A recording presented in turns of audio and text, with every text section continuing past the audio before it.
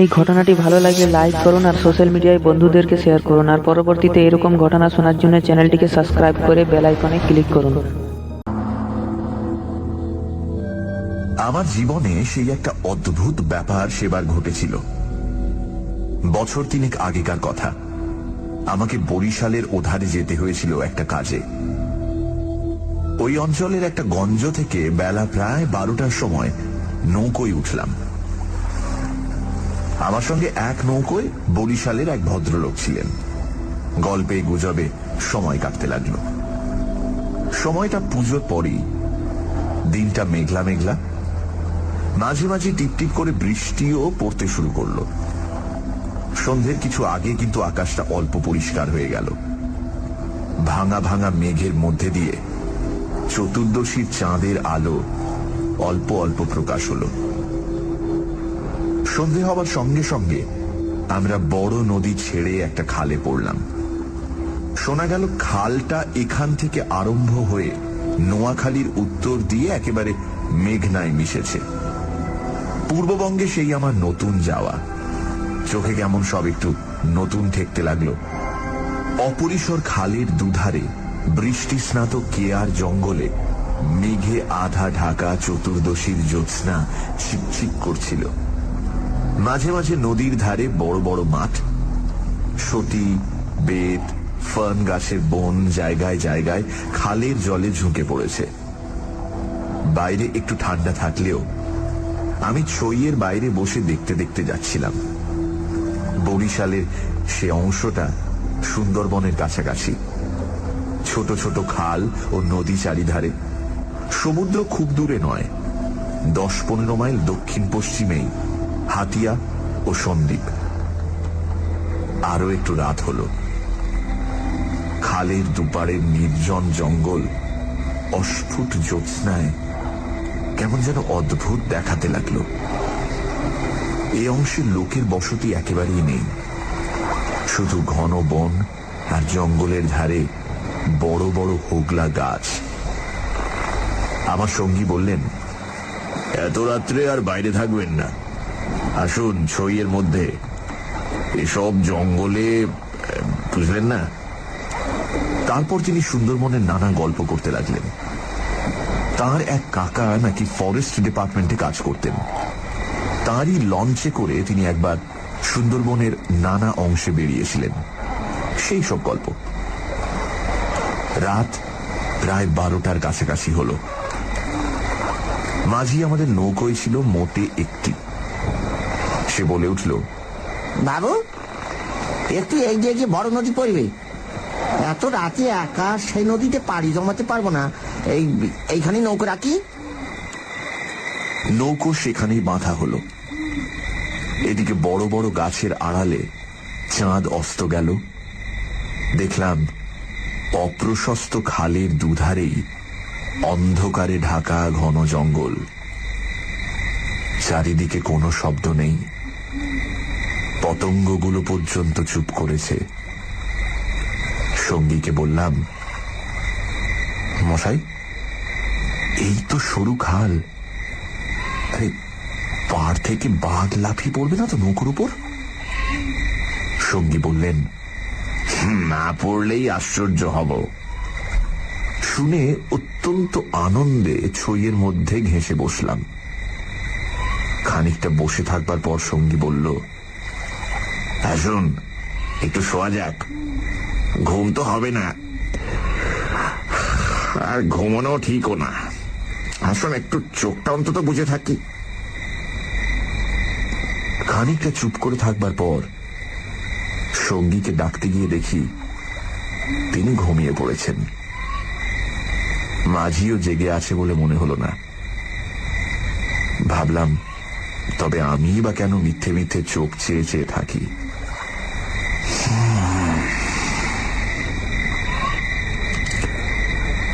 তারপর যা ঘটল সেটি আমার জীবনের এক অদ্ভুত অভিজ্ঞতা। শুতে যাচ্ছি, হঠাৎ আমার কানে গেল অন্ধকার ঘন ঝোপের ওপাশে অনেক দূরে গভীর জঙ্গলের মধ্যে কে যেন কোথায় গ্রামোফোন বাজাচ্ছে। তাড়াতাড়ি উঠে বসলাম। গ্রামাফোন? এই বনে এত রাতে গ্রামাফোন বাজাবে কে? কান পেতে শুনলাম, গ্রামাফোন না, অন্ধকার হিজল হিমতাল গাছগুলো যেখানে খুব ঘন হয়ে আছে সেখান থেকে কারা যেন উচ্চ কণ্ঠে আর তো করুণ সুরে কি যেন বলছে। খানিকটা শুনে মনে হলো সেটা একাধিক লোকের সমবেত কণ্ঠস্বর।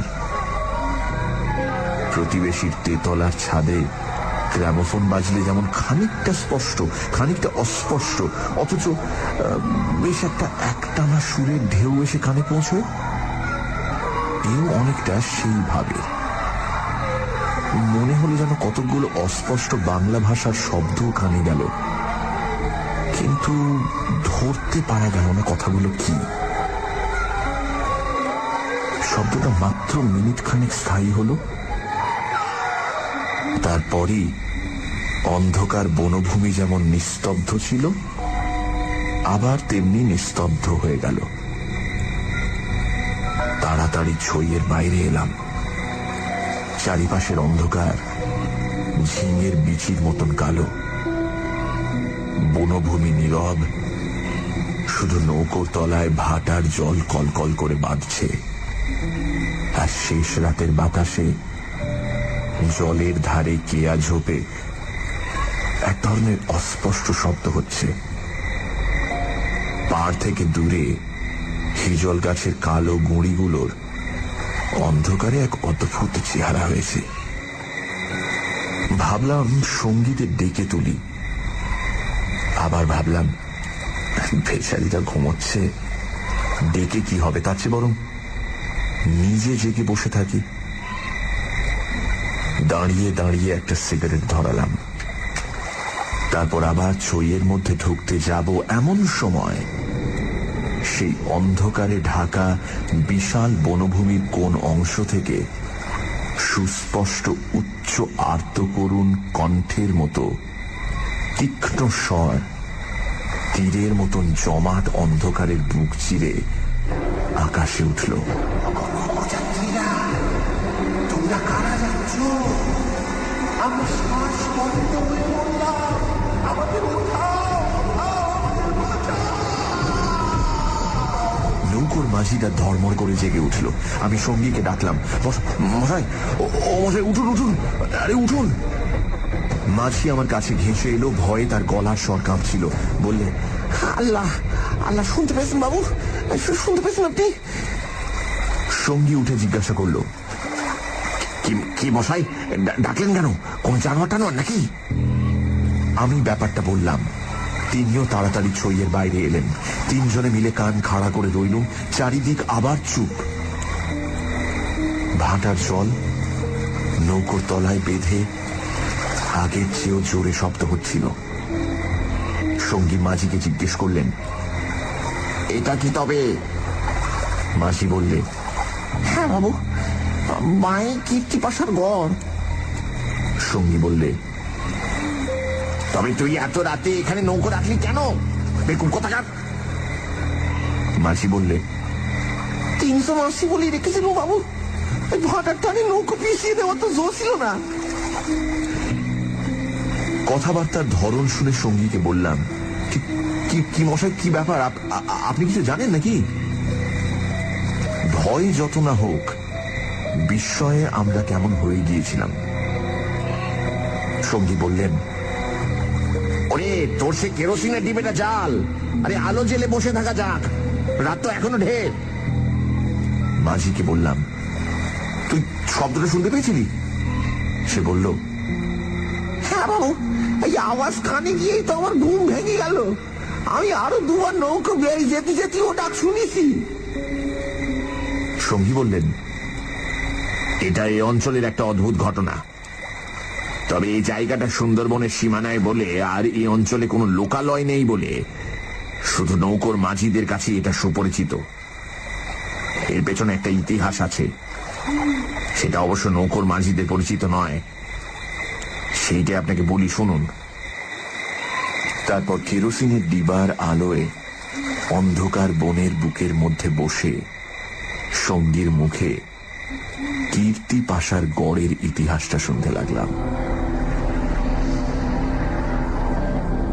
৩০০ বছর আগের কথা। মুনিম খাঁ তখন গৌড়ের সুবেদার। এই অঞ্চলে তখন ১২ ভূঁইয়ার ২ প্রতাপশালী ভূঁইয়া রাজা রামচন্দ্র রায় ও ঈসা খাঁ মসনদে আলীর খুব প্রতাপ। মেঘনার মোহনার বাহির সমুদ্র, যাকে এখন সন্দ্বীপ চ্যানেল বলে, সেখানে তখন মগ আর পর্তুগিজ জলদস্যুরা শিকারের খোঁজে ওত পেতে বসে থাকত।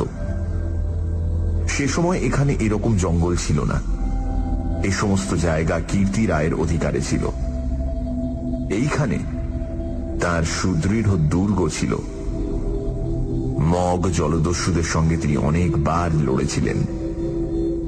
তার অধীনে সৈন্য সামন্ত, কামান, যুদ্ধের কোষা সবই ছিল। সন্দ্বীপ তখন ছিল পর্তুগিজ জলদস্যুদের প্রধান আড্ডা। এদের আক্রমণ থেকে আত্মরক্ষা করবার জন্য এই অঞ্চলের সকল জমিদারকেই সৈন্যদল দৃঢ় করে গড়তে হতো। এ বনের পশ্চিম ধার দিয়ে তখন আরেকটা খাল বড় নদীতে পড়ত। বনের মধ্যে তার চিহ্ন এখনো আছে। কীর্তি রায় অত্যন্ত অত্যাচারী এবং দুর্ধর্ষ জমিদার ছিলেন। তার রাজ্যে এমন সুন্দর মেয়ে কমই ছিল যে তার অন্তঃপুরে একবার না ঢুকেছে। তাছাড়া তিনি নিজেও এক প্রকার জলদস্যুই ছিলেন। তার নিজের অনেকগুলো বড় ছিপ অর্থাৎ ছোট নৌকো ছিল। কীর্তি রায়ের পাশের জমিদারি ছিল কীর্তি রায়ের বন্ধুর। এরা ছিলেন চন্দ্রদ্বীপের রাজা রামচন্দ্র রায়ের পত্তনিদার। অবশ্য সে সময় অনেক পত্তনিদারের ক্ষমতা এখনকার স্বাধীন রাজাদের চেয়ে বেশি ছিল। কীর্তি রায়ের বন্ধু মারা গেলে তার তরুণ বয়স্ক পুত্র নরনারায়ণ রায় পিতার জমিদারির ভার পান। নরনারায়ণ তখন সবে যৌবনে পদার্পণ করেছেন। অত্যন্ত সুপুরুষ, বীর এবং শক্তিমান। নরনারায়ণ কীর্তি রায়ের পুত্র চঞ্চল রায়ের সমবয়সী ও বন্ধু। সেবার কীর্তি রায়ের নিমন্ত্রণে নরনারায়ণ রায় তাঁর রাজ্যে দিন কতকের জন্য বেড়াতে এলেন। চঞ্চল রায়ের তরুণী পত্নী লক্ষ্মী দেবী স্বামীর বন্ধু নরনারায়ণকে দেওরের মতন স্নেহের চোখে দেখতে লাগলেন। দু একদিনের মধ্যেই কিন্তু সে স্নেহের চোটে নরনারায়ণকে বিব্রত হয়ে উঠতে হল। নরনারায়ণ রায় তরুণ বয়স্ক হলেও একটু গম্ভীর প্রকৃতির। বিদ্যুৎ চঞ্চলা তরুণী বন্ধু পত্নীর ব্যঙ্গ পরিহাসে গম্ভীর প্রকৃতি নরনারায়ণের মান বাঁচিয়ে চলা দুষ্কর হয়ে পড়ল। স্নান করে উঠেছেন, মাথার পাগড়ি খুঁজে পাওয়া যায় না। নানা জায়গায় খুঁজে হয়রান হয়ে তার আশা ছেড়ে দিয়ে বসে আছেন। হঠাৎ কখন নিজের বালিশ তুলতে গিয়ে দেখেন তার নিচেই পাগড়ি চাপা আছে, যদিও এর আগেও তিনি বালিশের নিচেই খুঁজেছেন।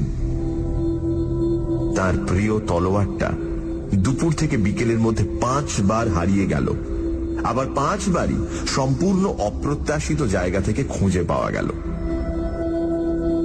পানে এমন সব জিনিসের সমাবেশ হতে লাগলো যা কোনো কালেই পানের উপকরণ নয়।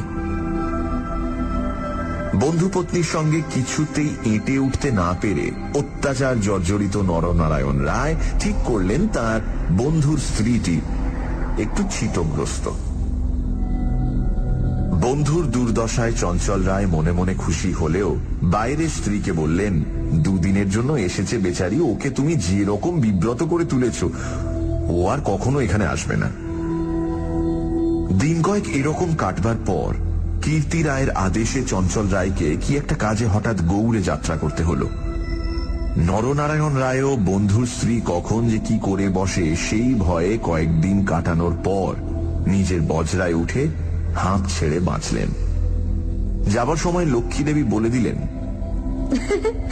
এবার আবার যখন আসবে ভাই, এমন একটা বিশ্বাসী লোক সঙ্গে এলো যে রাত দিন তোমার জিনিসপত্র ঘরে বসে পাহারা দেবে, বুঝলে?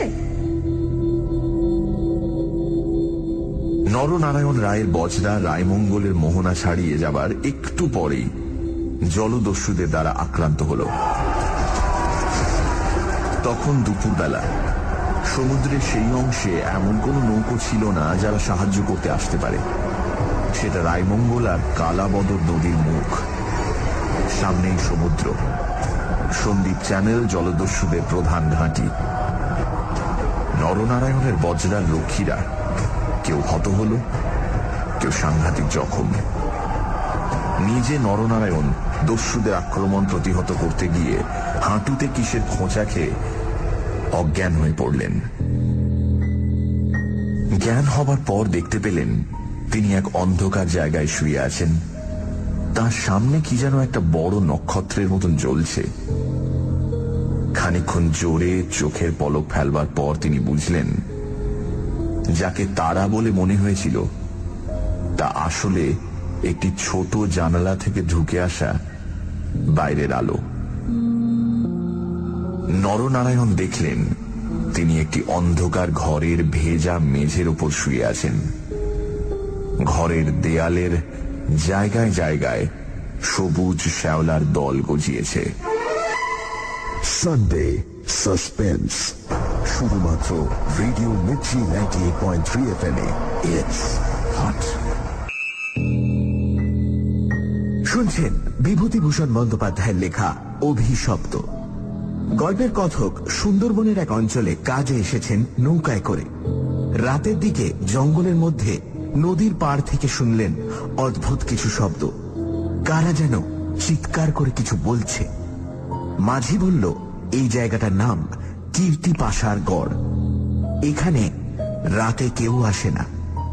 জায়গাটা নিয়ে একটা গল্প আছে। 300 বছর আগে এখানে কীর্তি রায় নামে এক অত্যাচারী দুর্ধর্ষ জমিদার ছিলেন। তিনি তার প্রতিবেশী জমিদারের পুত্র নরনারায়ণ রায়কে আমন্ত্রণ জানান। নরনারায়ণ রায় কিছুদিনের জন্য কীর্তি রায়ের পুত্র চঞ্চল রায়ের সঙ্গে সময় কাটাতে আসেন। চঞ্চল রায়ের স্ত্রী লক্ষ্মী দেবী নরনারায়ণকে দেওরের মতন স্নেহ করতেন, কিন্তু নানান রকম ঠাট্টা পরিহাসে তাকে অতিষ্ঠ করে তোলেন। নিমন্ত্রণ রক্ষা করে ফেরবার পথে নরনারায়ণ জলদস্যু দ্বারা আক্রান্ত হয়। যখন তার জ্ঞান হয় তখন তিনি দেখেন যে তিনি একটি অন্ধকার ঘরে বন্দী। তারপর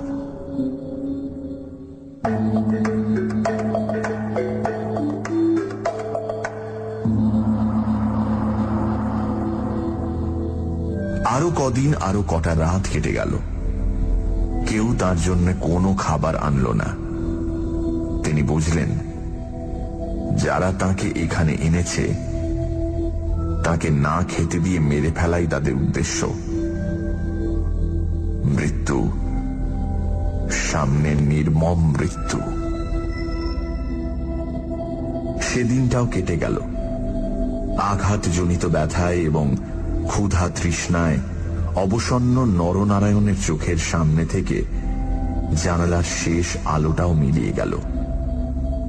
তিনি অন্ধকার ঘরের পাথরের মেঝেতে শুয়ে অধীরভাবে মৃত্যুর অপেক্ষা করতে লাগলেন। অনেকক্ষণ পরে, কতক্ষণ পরে তা তিনি বুঝতে পারলেন না, হঠাৎ আলো চোখে লেগে তার তন্দ্রা ঘোর কেটে গেল। বিস্মিত নরনারায়ণ চোখ মেলে দেখলেন তার সামনে প্রদীপ হাতে দাঁড়িয়ে তার বন্ধুর স্ত্রী লক্ষ্মী দেবী। কথা বলতে গিয়ে লক্ষ্মী দেবীর ইঙ্গিতে নরনারায়ণ থেমে গেলেন। লক্ষ্মী দেবী হাতের প্রদীপটি আঁচল দিয়ে ঢেকে নরনারায়ণকে তার অনুসরণ করতে ইঙ্গিত করলেন। একবার নরনারায়ণের সন্দেহ হল এসব স্বপ্ন নয়তো, কিন্তু ওই যে দীপশিখার উজ্জ্বল আলোয় ভিজে দেয়ালে সবুজ শ্যাওলার দল স্পষ্ট দেখা যাচ্ছে। নরনারায়ণ শক্তিমান যুবক, ক্ষুধায় দুর্বল হয়ে পড়লেও নিশ্চিত মৃত্যুর গ্রাস থেকে বাঁচবার উৎসাহে তিনি দ্রুত পায়ে বন্ধুপত্নীর পেছন পেছন চললেন। একটা বাঁকা পাথরের সিঁড়ি দিয়ে উপরে উঠে একটি দীর্ঘ সুড়ঙ্গ পার হবার পর তিনি দেখলেন যে তারা কীর্তি রায়ের প্রাসাদের সামনের খাল ধারে এসে পৌঁছেছেন। লক্ষ্মীদেবী একটা ছোট বেতে বোনা থলি বার করে তার হাতে দিয়ে বললেন, এতে খাবার আছে, এখানে খেও না। তুমি সাঁতার জানো, খাল পার হয়ে ওপারে গিয়ে কিছু খেয়ে নাও, তারপর যত শিগগির পারো পালিয়ে যাও। ব্যাপারটা কি নরনারায়ণ রায় একটু একটু করে বুঝলেন। তার বিস্তৃত জমিদারি কীর্তি রায়ের জমিদারির পাশেই, এবং তার অবর্তমানে কীর্তি রায় ভবিষ্যৎ জমিদার। অত বড় বিস্তৃত ভূসম্পত্তি সৈন্য সামন্ত কীর্তি রায়ের হাতে এলে তিনি কি আর কিছু গ্রাহ্য করবেন? প্রদীপের আলোয় নরনারায়ণ দেখলেন তার বন্ধুপত্নীর মুখে সে চটুল হাসি রেখার চিহ্ন নেই। তার মুখখানি সহানুভূতিতে ভরা মাতৃমুখের মতন স্নেহ কোমল হয়ে এসেছে। তাদের চারপাশে গাঢ় অন্ধকার, মাথার উপর আকাশের বুক চিরে দিগন্ত বিস্তৃত উজ্জ্বল ছায়াপথ, কাছেই খালের জল জোর ভাটার টানে তীরের হোগলা গাছ দুলিয়ে কলকল শব্দে বড় নদীর দিকে ছুটেছে। নরনারায়ণ আবেগপূর্ণ সুরে জিজ্ঞাসা করলেন, বউ ঠাকুরুন, চঞ্চল কি এর মধ্যে আছে? লক্ষ্মীদেবী বললেন, না ভাই, তিনি কিছু জানেন না। এই সব শ্বশুর ঠাকুরের কীর্তি, এই জন্যই তাকে অন্য জায়গায় পাঠিয়েছেন। এখন আমার মনে হচ্ছে গৌটো সব মিথ্যে। নরনারায়ণ দেখলেন লজ্জায় দুঃখে তার বন্ধুপত্নীর মুখ বিবর্ণ হয়ে উঠেছে। লক্ষ্মীদেবী আবার বললেন, আমি আজ জানতে পারি খিড়কিগড়ের পাইক সর্দার আমার মা বলে, তাকে দিয়ে দুপুরহাটের পাহারা সব সরিয়ে রেখে দিয়েছিলাম, তাই। নরনারায়ণ বললেন, বউ ঠাকুরুন, আমার এক বোন ছেলেবেলায় মারা গিয়েছিল। তুমি আমার সেই বোন, আজ আবার ফিরে এলে। লক্ষ্মীদেবীর পদ্মের মতো মুখখানি চোখের জলে ভেসে গেল। একটু ইতস্তত করে বললেন, ভাই, বলতে সাহস পাই না, তবু একটা কথা বলছি, বোন বলে যদি রাখো। নরনারায়ণ জিজ্ঞাসা করলেন, কি কথা বউ ঠাকুর? লক্ষ্মীদেবী বললেন, তুমি আমার কাছে বলে যাও ভাই যে শ্বশুর ঠাকুরের কোনো অনিষ্ট চিন্তা তুমি করবে না। নরনারায়ণ রায় একটুখানি কি যেন ভাবলেন, তারপর বললেন, তুমি আমার প্রাণ দিলে বউ ঠাকুরুন, তোমার কাছে বলে যাচ্ছি, তুমি বেঁচে থাকতে আমি তোমার শ্বশুরের কোনো অনিষ্ট চিন্তা করব না। বিদায় নিতে গিয়ে নরনারায়ণ একবার জিজ্ঞাসা করলেন, বউ ঠাকুরুন, তুমি ফিরে যেতে পারবে তো? লক্ষ্মীদেবী বললেন, আমি ঠিক যাব, তুমি কিন্তু যত দূর পারো সাঁতরে গিয়ে তারপর ডাঙায় উঠে চলে যেও। নরনারায়ণ রায় সেই ঘন কৃষ্ণ অন্ধকারের মধ্যে নিঃশব্দে খালের জলে পড়ে মিলিয়ে গেলেন। লক্ষ্মীদেবীর প্রদীপটা অনেকক্ষণ বাতাসে নিভে গিয়েছিল। তিনি অন্ধকারের মধ্যে দিয়ে শ্বশুরের গড়ের দিকে ফিরলেন। একটু দূরে গিয়েই তিনি দেখতে পেলেন পাশের ছোট খালটায় দুখানা ছিপ মশালের আলোয় সজ্জিত হচ্ছে। ভয়ে তার বুকের রক্ত জমে গেল। সর্বনাশ, এরা কি তবে জানতে পেরেছে? দ্রুত পায়ে অগ্রসর হয়ে গুপ্ত সুড়ঙ্গের মুখে এসে তিনি দেখলেন সুড়ঙ্গের পথ খোলাই আছে। তিনি তাড়াতাড়ি সুড়ঙ্গের মধ্যে ঢুকে পড়লেন। কীর্তি রায় বুঝতেন নিজের হাতের আঙুলও যদি বিষাক্ত হয়ে ওঠে তো তাকে কেটে ফেলাই সমস্ত শরীরের পক্ষে মঙ্গল। পরদিন আবার দিনের আলো ফুটে উঠল, কিন্তু লক্ষ্মী দেবীকে আর কোনোদিন কেউ দেখেনি। রাতের হিংস্র অন্ধকার তাকে গ্রাস করে ফেলেছিল।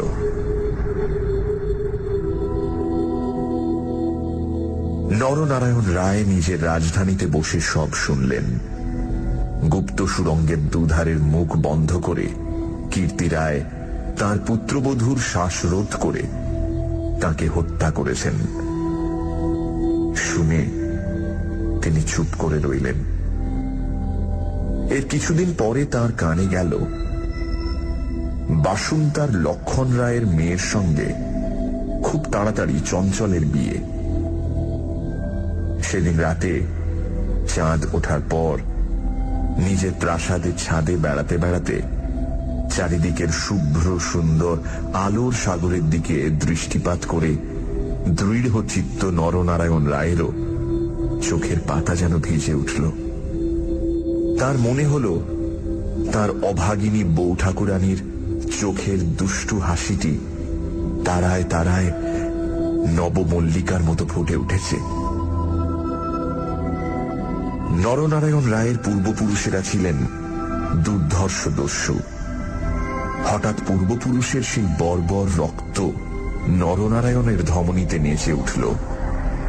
তিনি মনে মনে বললেন, আমার অপমান আমি একরকম ভুলেছিলাম বউ ঠাকুরুন, কিন্তু তোমার অপমান আমি সহ্য করব না কখনোই।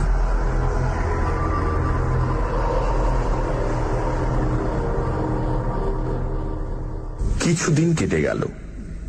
তারপর একদিন এক শীতের ভোর রাতের কুয়াশা কেটে যাওয়ার সঙ্গে সঙ্গে দেখা গেল কীর্তি রায়ের গড়ের খালের মুখ ছিপে সুলুপে জাহাজে ভরে গিয়েছে।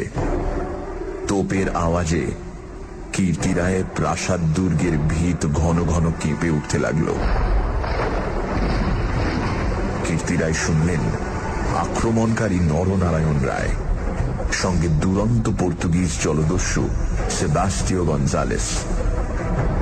উভয়ের সম্মিলিত বহরের 40 খানা কোষা খালের মুখে চড়াও হয়েছে। পুরো বহরের বাকি অংশ বাইরের নদীতে দাঁড়িয়ে।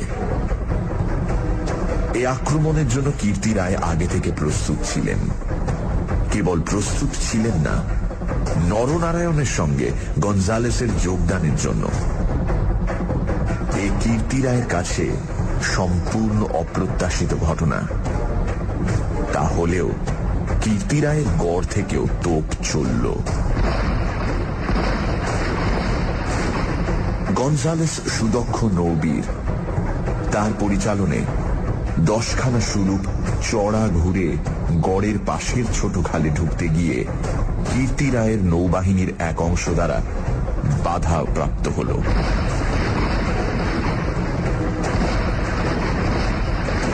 গড়ের কামান সেদিকে এত প্রখর যে খালের মুখে দাঁড়িয়ে থাকলে বহর মারা পড়ে।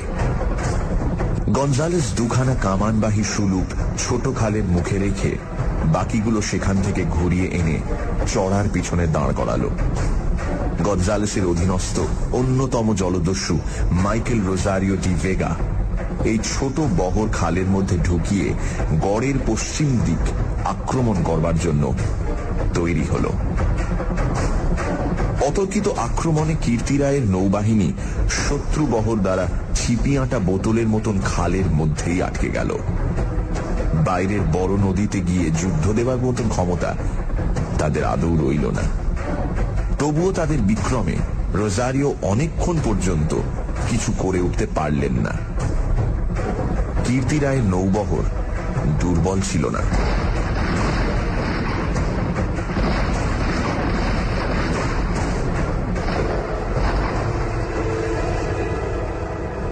বিকেলের দিকে রোজারিওর কামানের মুখে গড়ের পশ্চিম দিকটা একেবারে হুমড়ি খেয়ে পড়ে গেল। নরনারায়ণ রায় দেখলেন প্রায় 30 খানা কোষা জখম অবস্থায় খালের মুখে পড়ে। কীর্তি রায়ের গড়ের কামানগুলো সব চুপ। নদীর দুপাড় ঘিরে সন্ধে নেমে আসছে। উপরে নিস্তব্ধ নীল আকাশে কেবলমাত্র এক ঝাঁক শকুনি কীর্তি রায়ের গড়ের উপর চক্রাকারে ঘুরছে। হঠাৎ নরনারায়ণ রায়ের চোখের সামনে বন্ধু পত্নীর কাতর মিনতিপূর্ণ সেই চোখ দুটি মনে পড়ল। তীব্র অনুশোচনায় তার মন তখনই ভরে উঠল। তিনি করেছেন কি? এই রকম করে কি তিনি তার স্নেহময়ী প্রাণদাত্রীর শেষ অনুরোধ রাখতে এসেছেন? নরনারায়ণ রায় হুকুম জারি করলেন, কীর্তি রায়ের পরিবারের এক প্রাণীরও যেন প্রাণহানি না হয়। একটু পরেই সংবাদ এলো, গড়ের মধ্যে কেউ নেই। নরনারায়ণ রায় বিস্মিত হলেন। তিনি তক্ষুনি নিজে গড়ের মধ্যে ঢুকলেন। তিনি এবং গঞ্জালেস গড়ের সমস্ত অংশ তন্ন তন্ন করে খুঁজলেন। দেখলেন সত্যি কেউ নেই। পর্তুগিজ বহরের লোকেরা গড়ের মধ্যে লুটপাট করতে গিয়ে দেখলেন মূল্যবান জিনিসপত্র বড় কিছু নেই। পরদিন দ্বীপ্রহর পর্যন্ত লুটপাট চলল। কীর্তি রায়ের পরিবারের একটি প্রাণীরও সন্ধান পাওয়া গেল না। দুপুরে কেবলমাত্র দুখানা সুলুপ খালের মুখে পাহারা রেখে নরনারায়ণ রায় ফিরে চলে গেলেন। এই ঘটনার দিন কয়েক পরে পর্তুগিজ জলদস্যুর দল লুটপাট করে চলে গেলে কীর্তি রায়ের এক কর্মচারী গড়ের মধ্যে প্রবেশ করে। আক্রমণের দিন সকালেই এই লোকটি গড় থেকে আরো অনেকের সঙ্গে পালিয়েছিল। ঘুরতে ঘুরতে একটা বড় থামের আড়ালে সে দেখতে পেল একজন আহত মুমূর্ষু লোক তাকে ডেকে কি যেন একটা বলবার চেষ্টা করছে। কাছে গিয়ে সে লোকটাকে চিনতে পারল। লোকটি কীর্তি রায়ের পরিবারের এক বিশ্বস্ত পুরনো কর্মচারী। তার মৃত্যুকালীন অস্পষ্ট কথায় আগন্তুক কর্মচারীটি মোটামুটি যা বুঝল তাতেই তার কপাল ঘেমে উঠল। সে বুঝল কীর্তি রায় তার পরিবারবর্গ এবং ধনরত্ন নিয়ে মাটির নিচের এক গুপ্ত স্থানে আশ্রয় নিয়েছেন এবং এই লোকটি, একমাত্র এই লোকটি তার সন্ধান জানে। তখনকার আমলে কেউ এই গুপ্ত পথগুলি না খুলে দিলে সেখান থেকে বেরুবার উপায় কিন্তু ছিল না। কোথায় সে মাটির নিচে ঘর তা স্পষ্ট করে বলবার আগেই আহত লোকটি মারা গেল। বহু অনুসন্ধানেও গড়ের কোন অংশে সে গুপ্ত গৃহ ছিল সেটার কেউই সন্ধান দিতে পারল না। ওই ছোট খালটা প্রকৃতপক্ষে সন্দীপ চ্যানেলেরই একটা খাড়ি। খাড়ির ধার থেকে একটুখানি গেলে গভীর অরণ্যের ভেতর কীর্তি রায়ের গড়ের বিশাল ধ্বংসস্তূপ এখনো বর্তমান আছে, দেখা যাবে। বহুদিন থেকেই এখানে একটা অদ্ভুত ব্যাপার ঘটে থাকে। দুপুর রাতে গভীর বনভূমি যখন নীরব হয়ে যায়, হিমতাল হিজল গাছের কালো গুঁড়িগুলো অন্ধকারে যখন বনের মধ্যে প্রেতের মতো দাঁড়িয়ে থাকে, সন্দীপ চ্যানেলের জোয়ারের ঢেউয়ে লোনা জল খাড়ির মুখে জোনাকির মতন জ্বলতে থাকে, তখন খাল দিয়ে নৌকো বেয়ে যেতে যেতে মোম মধু সংগ্রাহকেরা কতবার সে শুনেছে অন্ধকার বনের এক গভীর অংশ থেকে কারা যেন আত্মস্বরে চিৎকার করছে,